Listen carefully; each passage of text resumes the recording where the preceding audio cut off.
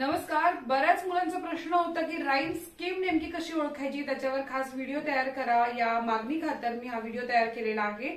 तर या व्हिडिओचं वैशिष्ट्य असं आहे की 10th स्टँडर्ड इंग्लिशच्या अख्ख्या पुस्तकातील सर्व कवितांचं राईम स्कीम मी ती तुम्हाला दिलेली आहे. ती राईम स्कीम कशी ओळखायची हे सुद्धा सांगणार आहे आणि त्याच सोबत त्याचे काही रूल्स आहेत ते फक्त तुम्ही लक्षात ठेवले तर कोणतीही कविता तुम्ही राईम स्कीम त्याची ओळखू शकता. तर वेळ न घालवता सुरू करूयात राईम स्कीम ओळखायला.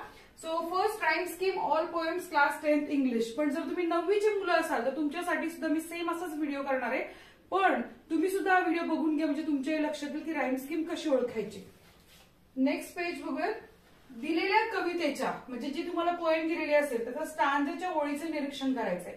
तुम्हाला माहितीये स्टांजा म्हणजे काय, याचा अर्थ आहे कडवे. प्रत्येक कवितेत कडवं असतं ना, सो कडव्याच्या ओळीचं निरीक्षण करायचंय. ओळीच्या शेवटी येणाऱ्या शब्दासाठी यमक जुळवणारा शब्द शोधायचा. यमक म्हणजे काय, राईम. जो रायमिंग वर्ड असतो तो यमक जुळवणारा शब्द शोधायचा. पहिल्या रायमिंग वर्डला ए व दुसऱ्या जुळणाऱ्या शब्दासमोर ही ए लिहायचंय. म्हणजे रायमिंग वर्ड्स तुम्हाला ओळखता येत असतील तर तुम्ही राईम स्कीम आरामात लिहू शकता. पुढच्या रायमिंग पेअर्सला बी बी ही अक्षरं लिहायची. आणखीन काय रूल आहे तर एकाच कवितेच्या वेगवेगळ्या स्टांजामध्ये वेगवेगळ्या रायमिंग स्कीम किंवा रायमिंग पॅटर्न असू शकतो. रायमिंग स्कीम रायमिंग पॅटर्न सांगताना शक्यतो एकच स्टांजा गृहीत धरला जातो. पोएम मधील रायमिंग स्कीम किंवा रायमिंग पॅटर्न ओळीनुसार असा असेल. ज्यांना कळालंय ठीक आहे, नाही कळालं त्यांच्यासाठी प्रॅक्टिकल मध्ये मी ते दाखवणार आहे. आपण आता ही पोएम बघतोय अ टीनेजर्स प्रेयर. ही फर्स्ट पोएम. या पोएमची राईम स्कीम असणार आहे ए बी सी बी. आता ही ए बी सी बी ही राईम स्कीम कशी येते, काय नेमकं कशा प्रकारे शोधायची तर A B C B rhyme scheme कशी शोधायची बघा. इथे सगळ्यात पहिला शब्द येणार आहे बिगिनिंग्स. पहिलं कडवं विचारात घ्यायचंय. पहिल्या कडव्यामधला पहिला शब्द आहे बिगिनिंग्स. ए येणार मेक क, याला बी येणार चूज ज, याला सी येणार आणि टेक क. आता मेक आणि टेक हे दोन्ही सारखे उच्चार असल्यामुळे यालाही बी द्यायचा आहे. तर ए बी सी बी ही राईम स्कीम या पहिल्या कडव्यात आलेली आहे. जेव्हा तुम्ही दुसरं कडवं बघता त्यावेळेला रोड ऑफ लाईफ फ, फ ला ए, सक्सेस स, स साठी बी, रोड ड, ड साठी सी आणि डिस्ट्रेस स आणि स बी. सो दुसऱ्या स्टांजा मध्ये सुद्धा ए बी सी बी हीच राईम स्कीम आलेली आहे. आता please open up my eyes. इथे डिअर लॉर्ड ड, ड साठी ए घेतलीये, सी ई येतो इथे बी, लाईट ट साठी सी आणि मी आणि सी सारखा असल्यामुळे ज्यांचे उच्चार सारखे त्यांना सारखं अल्फाबेट द्यायचंय. इतकं सोपं आहे, काही अवघड जाणार नाही. थर्ड जी लाईन आहे, जी थर्ड लाईन आहे आपली, ती थर्ड लाईन आपण इथे बघतोय. तर थर्ड लाईन मध्ये बघू नो, ओ येतो उच्चार इथे ए, वे वे ए येतो उच्चार म्हणून इथे बी, क्लीन न इथे येणार आहे आपला सी आणि डे आणि वे सारखा असल्यामुळे इथे बी येणार. सो इथे पण ए बी सी बी हा हीच राईम स्कीम आलेली आहे. आता हा जो लास्ट स्टांजा आहे याचा बघा ओव्हर र, र ची ए येणार अल्फाबेट, सी यासाठी बी घेतलंय, बेस्ट म्हणजे तिन्ही मध्ये जुळत नाही शब्द म्हणून आपण इथं सी घेतलाय आणि नेक्स्ट टू मी आणि सी हे सारखे आहे rhyming pair. So rhyming pair आली की सारखं अल्फाबेट द्यायचं. मग थ्रू आउट पोएम आपल्या एक गोष्ट लक्षात येते की आपल्याला पूर्ण कवितेमध्ये ए बी सी बी हेच प्रत्येक कडव्यासाठी राईम स्कीम मिळालेली आहे. म्हणून या कवितेची राईम स्कीम काय येणार आहे A B C B. So teenagers प्रेयरची राईम स्कीम आहे ए बी सी बी. हे लक्षात ठेवा, पाठ करा पूर्णपणे. आता नेक्स्ट आपली जी पोएम आहे ती आहे बास्केट फुल ऑफ मूनलाईट. आता ह्या कवितेची राईम स्कीम काय आहे तर ही कविता आहे फ्री वर्स. आता फ्री वर्स म्हणजे काय, जेव्हा फ्री वर्स असं लिहिलेलं असतं ना, फ्री वर्स याचा अर्थ मुक्त छंद. म्हणजे याच्यामध्ये कुठलीही रायमिंग पेअर नाहीये. राईम पेअर म्हणजे काय, जेव्हा आपण असं म्हणतो कॅट आणि बॅट सारखा उच्चार आहे, सारखे शब्द शेवटी येतात, उच्चार सारखा होतो म्हणून यांना रायमिंग पेअर्स म्हणतो. जेव्हा अशी रायमिंग पेअर असते तेव्हा त्याला आपण ए हे अल्फाबेट देतो किंवा बी सी जे अल्फाबेट समोर येईल ते आपण सेम देत असतो. आता इथं फ्री वर्स काय बघून घ्या एकदा. आता या कवितेमध्ये आपण जर एकदा पाहिलं तुमच्या लक्षात येईल, या मून साठी ए धरलं, मूनलाईट साठी बी, फुल साठी सी, परत मूनलाईट साठी मग तुम्हाला सारखं उच्चारमध्ये ABCB होईल का? नाही, कारण या कवितेला कुठलं एक प्रकारचं मीटर नाही, इथे कुठे रायमिंग पेअर्स मिळत नाहीयेत. कारण मूनलाईट आणि मूनलाईट हे सारखे शब्द आहे, एकच शब्द आहे. दोन वेगळे शब्द सारख्या उच्चाराचे नाहीयेत किंवा प्रोनाउन्सिएशनचे नाहीत. स्पेलिंग मध्ये साधर्म्य नाहीये, उच्चारामध्ये साधर्म्य नाहीये. सो एकच शब्द 10 वेळा आला तर आपण त्याला काही रायमिंग पेअर म्हणत नाही. सो इथे रायमिंग पेअर नाहीये. जिथे रायमिंग पेअर्सच नसतात तिथे राईम स्कीम येतच नाही याच्यामध्ये. आणि दुसरी गोष्ट, या कवितेला आपण काय म्हणतो? फ्री वर्स. तर फ्री वर्सचं फक्त ना स्पेलिंग पाठ करा. फ्री वर्स, वर्स एवढं स्पेलिंग तुम्हाला नीट पाठ करणं गरजेचं आहे. पाठ केलं म्हणजे टेन्शन नाही. So basket full of moonlight या कवितेचे राईम स्कीम येणार आहे फ्री वर्स. नेक्स्ट आपली जी पोएम आहे ती आहे यू स्टार्ट डाईंग स्लोली. या कवितेचं पण वैशिष्ट्य असं आहे की या कवितेची सुद्धा राईम स्कीम ही काय फ्री वर्सच आहे.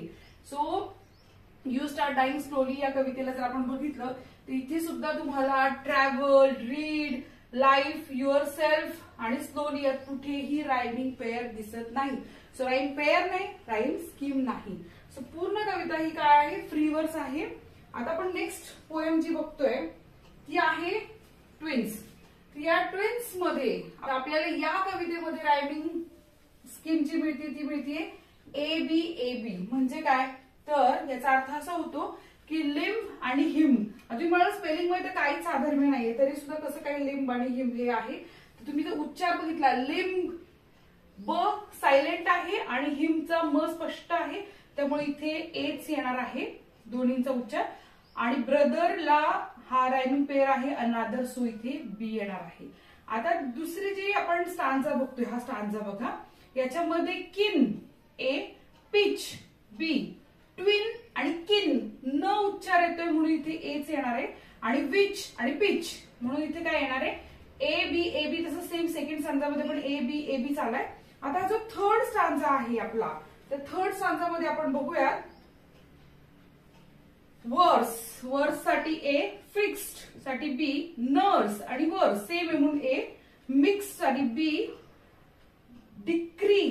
सो डिक्री साठी काय येणार आहे आपला इथे A, व्हिम साठी B, मी आणि डिक्री सेम आहे म्हणून A, आणि व्हिम आणि हिम सेम आहे म्हणून B. सो अशा प्रकारे प्रत्येक स्टांजामध्ये आपल्याला हीच आणि हीच rhyme scheme भेटतीये.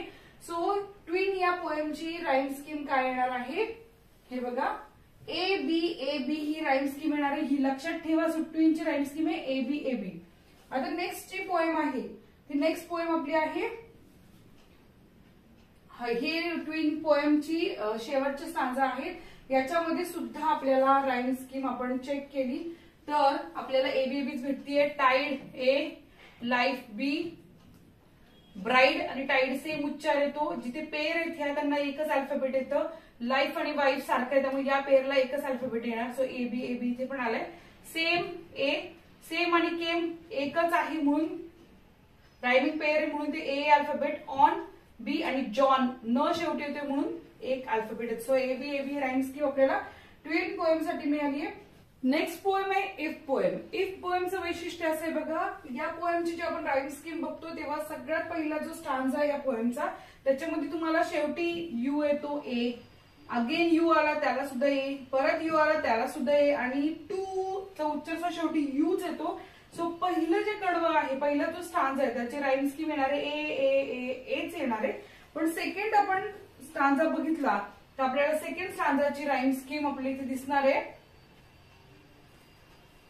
If you can wait and not to be tired by waiting. So इथे A, लाईज B, हेटिंग आणि वेटिंग सेम असल्यामुळे इथे A येणार आहे. Talk to wise. सो इथे लाईज आणि वाईज सेम असल्यामुळे B येणार आहे. सो अख्ख्या कवितेमध्ये तुमची एक गोष्ट लक्षात येईल की पूर्ण कवितेमध्ये पहिलं कडवं सोडलं तर पूर्ण कवितेमध्ये राईम स्कीम येते ABAB. आता तुम्ही शिकला असाल राईम स्कीम कशी शोधायची, मी तुम्हाला सांगितले. प्रत्येक कडवं तुम्ही चेक करू शकता अल्फाबेटच्या साह्यानं आणि राईम पेअरच्या साह्यानं. पोएम भेटतीये stopping by woods on a snowy evening. आता या पोएमची जी राईम स्कीम आहे ती आहे AABA. आता ही राईम स्कीम नेमकी आपल्याला कशी मिळतीये या कवितेमध्ये बघा. कविता काय, stopping by woods on a snowy evening आणि राईम स्कीम आहे AABA. ही राईम स्कीम कशी भेटती बघा.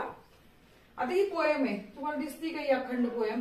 या पोएम मध्ये जर तुम्ही बघितलं शेवटी शब्द आहे नो. नो साठी आपण ए धरला, दो, नो आणि दो ओ उच्चार येतो म्हणून इथे एच येणार आहे. हिअर बी आणि स्नो ओच येतो उच्चार म्हणून आपल्याला ए करायचंय, कारण आपली राईम स्कीम ही पूर्णपणे कशा प्रकारे त्याचा उच्चार होतो याच्यावर आपण राईम पेअर ठरवतो आणि त्याचप्रमाणे उच्चाराप्रमाणे आपण त्याला अल्फाबेट देत असतो. आता इथे ए ए ए, सो ए ए बी ए असा आलेला आहे आणि इथे सुद्धा आपल्याला आपण जी राईम स्कीम पाहिलेली आहे ती कशी आलेली आहे ए ए बी ए. आता प्रत्येक कडवं आपल्याला तपासून बघायचंय, साधारण 2-3 कडवे आपण तपासून बघूया. तिथे छोटीशीच कविता आहे, आपण सगळंच बघूया. इथे सेकंड जो स्टांजा आहे या सेकंड स्टांजा मध्ये आपल्याला असं दिसतं की इथे काय आहे बघू, क्विअर. क्विअर साठी ए आहे, near so queer near H द्यायचंय, लेक साठी बी आणि इयर साठी ए. सो आला ए A B A rhyme scheme. पुढे आहे राईम स्कीम आपण बघतोय थर्ड स्टांजाची. हा स्टांजा कडव्याची शेक ए, मिस्टेक क ए, स्वीप बी आणि फ्लेक ए.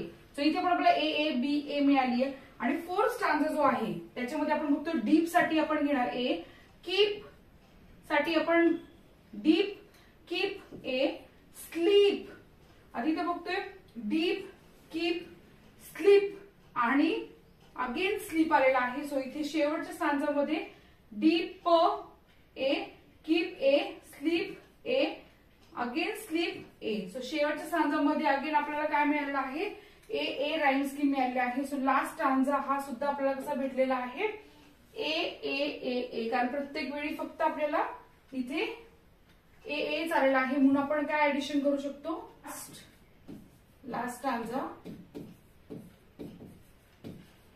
लास्ट स्टांजाची काय आली आहे, ए ए ए आणि ए. ओके, सो आता आपण the world is mine he poem free वर्स आहे. फ्री वर्स स्पेलिंग लक्षात ठेवा, तुम्ही जेव्हा राईम स्कीम लिहिणार असाल त्यावेळेस फ्री वर्स असंच लिहायचंय पुढे.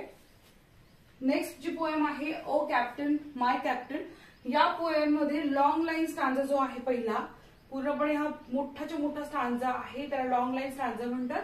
त्याची राईम स्कीम किंवा आहे ए ए बी बी. आणि सेकंड शॉर्ट लाईन जे स्टांजा आहे त्याची राईम स्कीम आहे ए बी सी बी. आतापर्यंत तुम्ही राईम स्कीम ओळखायला शिकला असाल आणि हे राईम स्कीम तुम्हाला मी दिलं तर लक्षात ठेवा, तोंडपाठ करा, म्हणजे तुमच्यासाठी पेपरमध्ये लिहिणं सोपं जाईल आणि ओळखणंही सोपं जाईल. सो आपण हा व्हिडिओ इथेच थांबूया, भेटूया नेक्स्ट व्हिडिओमध्ये. धन्यवाद.